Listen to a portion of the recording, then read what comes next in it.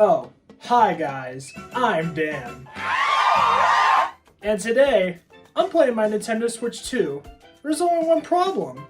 See, I have these Switch 1 Joy-Con here, and I really like them, but they won't fit. Maybe I'll just try real quick. Firmly grasp it.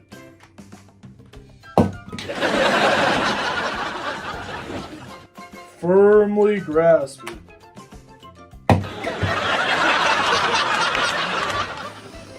Firmly grasp it! The Nintendo Switch 2. Well, what's next? The Switch 3? No. I'm done. I'm done. I've had it. No, you know what? I'm done. This is the Nintendo I know. I'm done.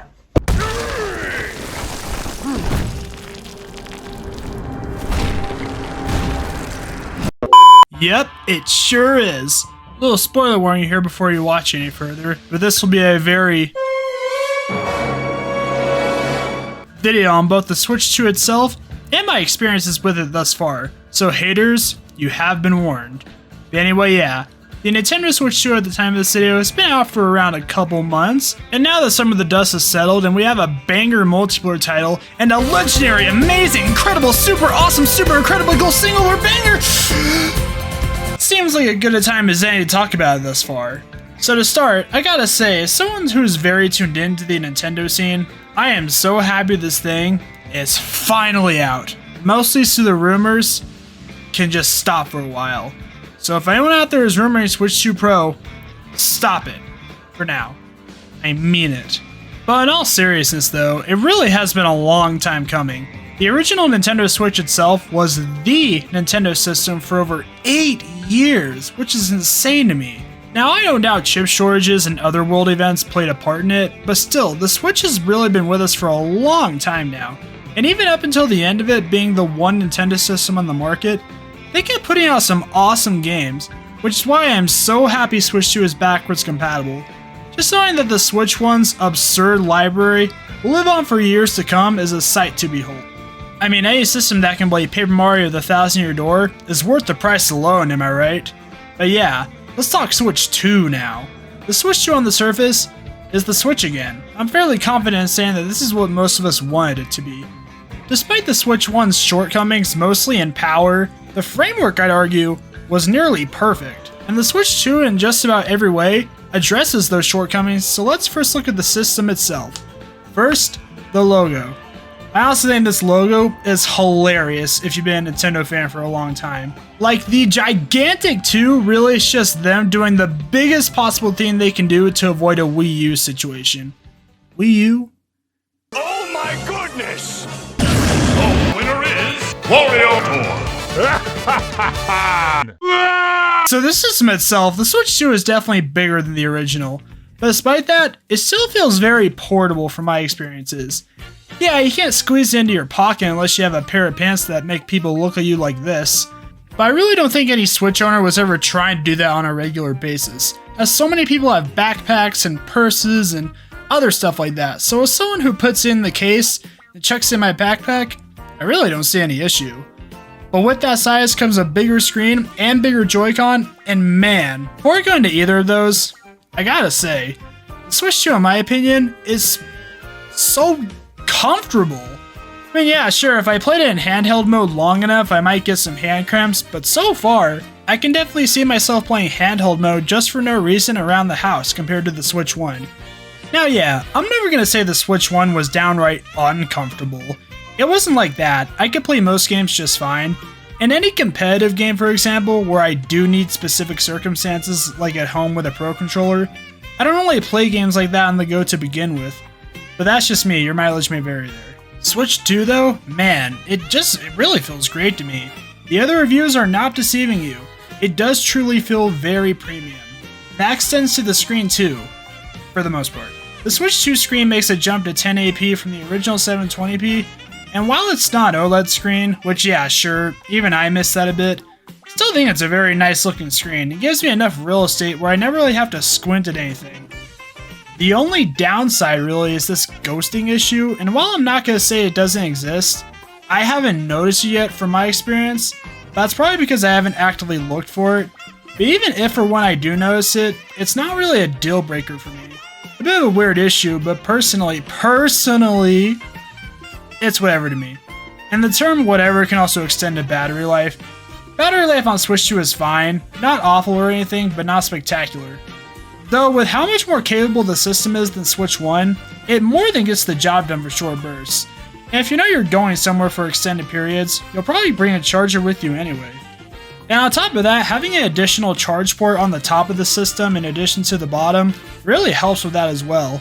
But yeah, besides those two tiny nitpicks, everything about the Switch 2 is just better, including the storage, coming up at 256 compared to the 32 and 64 on the Switch 1 and Switch OLED.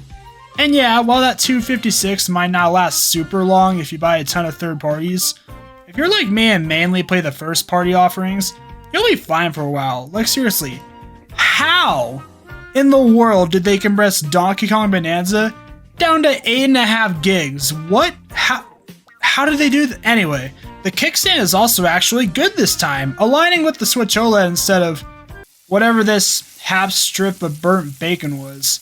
And it all just feels awesome, especially in regards to the bigger sticks. As someone with big hands, the bigger sticks and bigger buttons make a huge difference when playing. And speaking of,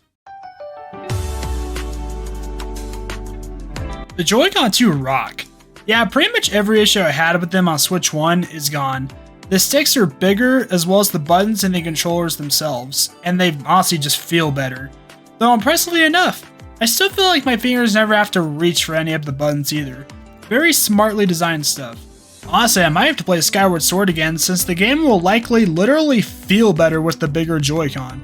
The new mouse mode is a really cool addition as well, and the fact that it so seamlessly transitions between normal controller and mouse-like that feels kind of magical in a way. I haven't played much that uses the mouse controls, but I can see them being a big deal later on.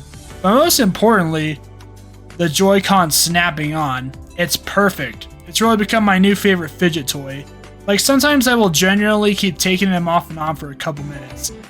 And these magnets connecting the controllers are really strong.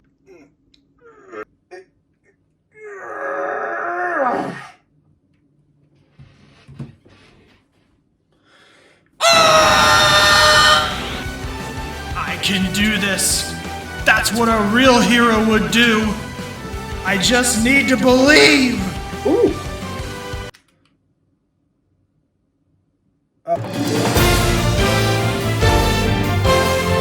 The dock's fine. It's a bit bigger. There's now a fan inside to keep the system cool, apparently, but I never hear it. It looks nice. Next! The UI is pretty much exactly the same, and to me personally, I'm really happy about that. With how overloaded with ads and other pointless stuff these greasy stinkwads have in them, I really appreciate how straight to the point and more importantly, fast it is, and how it is still really fast like Switch 1. Thank goodness. In more recent years especially, I've come to appreciate how light on its feet the Switch UI is, especially when you have limited time in a day. Yeah, I'd love some colors down the line, I just want blue, darn it! The UI being near the exact same doesn't really bother me at all. But I'd be a fool to ignore the eShop. Guys, it actually works now! So yeah, Switch 2 UI gets an A! Wanna cry?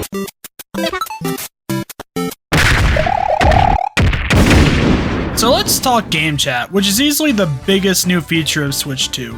And the verdict is? Not gonna lie, game chat on Switch is actually really solid. And well, yeah, I actually haven't seen that many people talk about it, so that's where I'm gonna step in. So I want to start back to where they actually announced game chat back at the Switch 2 Direct. I gotta say, well yeah, having party chats and all that is really nothing new, especially in 2025. I can't lie, that's still pretty darn cool to finally have it built in on a Nintendo system. But I gotta be real with y'all, I was genuinely really worried how they were gonna pull this off, given their past history with their online efforts in the past.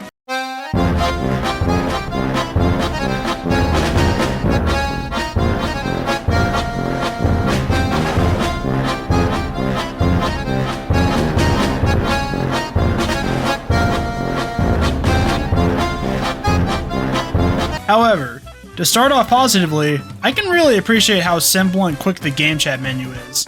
New on the right Joy-Con 2 and other controllers is the brand new C button. Just one little click and boom, it pops up instantly. You can check or create chats, and then you're put in the chat very quickly. It's very snappy and not bloated, and I'm very pleased. And while on the topic of chats, I do think it's a very smart feature to have the Switch app on your phone notify you if you get a game chat invite. I don't really have anything to add to that, but I am glad to be getting more use out of the app lately, because before Switch 2, all I ever used it for was for Splatoon 3 map rotations. Next, I want to talk about the microphone built into the Switch 2. This right here, this little zit on the system is the mic. And I can't lie, I was really worried about this in the big direct. As despite them saying it has noise cancellation and detects multiple voices and stuff, I'm a firm believer that any kind of audio device like this can really only be truly tested in person. But that's just me. And this is also coming off of Nintendo's past audio-based products.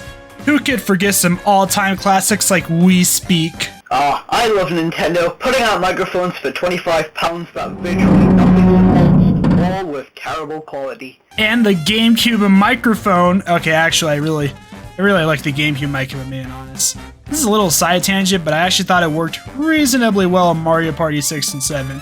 And the fact that sometimes it misreads inputs makes it funnier. Now yeah, it may not be movie level audio quality, and your mileage may vary based on your living room setup and other stuff like that, but it certainly gets the job done. And the noise cancellation is really good too. With my friends at least, I haven't really noticed any crazy background noise when their audio is coming through. And yeah, it's just very solid all around, what else can I say? Now this next part is a bit of a gray area, as it is technically a part of game chat, but is in no way required.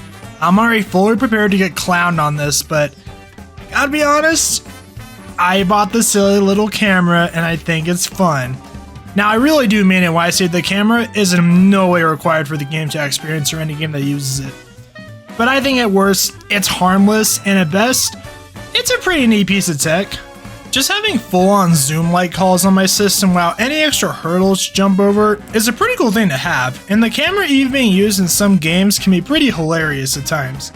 Now at the time of the video, I've only used it in Mario Kart World. I can't lie to say I get a lot of satisfaction from crushing my friends with a Mega Mushroom and driving off, knowing they can see a really stupid grin on my face as I leap. Now yeah, I think outside of Switch 2, it's never gonna fully replace something like Discord or anything for me, but I will say, I can see this being a huge hit with casuals who know nothing about Discord or anything like that and just want to talk to their friends. But enough about the system itself, because as we all know, we buy video game systems for the... I gotta say, Nintendo's cooking so far. I already did a video on Mario Kart World, so go catch that if you haven't already watched it. Well, the game isn't perfect by any means. I've been having so much fun anyway, man. And yes, I even bought the physical copy. Call me a bootlicker all you want, but I'm all about that physical life, man. But then, Nintendo got really serious with the ape.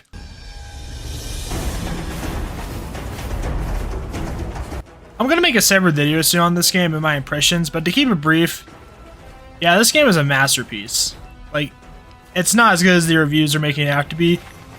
It's even better. I'd argue this is just as much of a system seller worthy game as Mario Kart World. And then later on, we still got Metroid Prime 4, Kirby Air Riders, Hyrule Warriors, Pokemon Legends EA, Splatoon Raiders. Like, there is no shortage of stuff to play.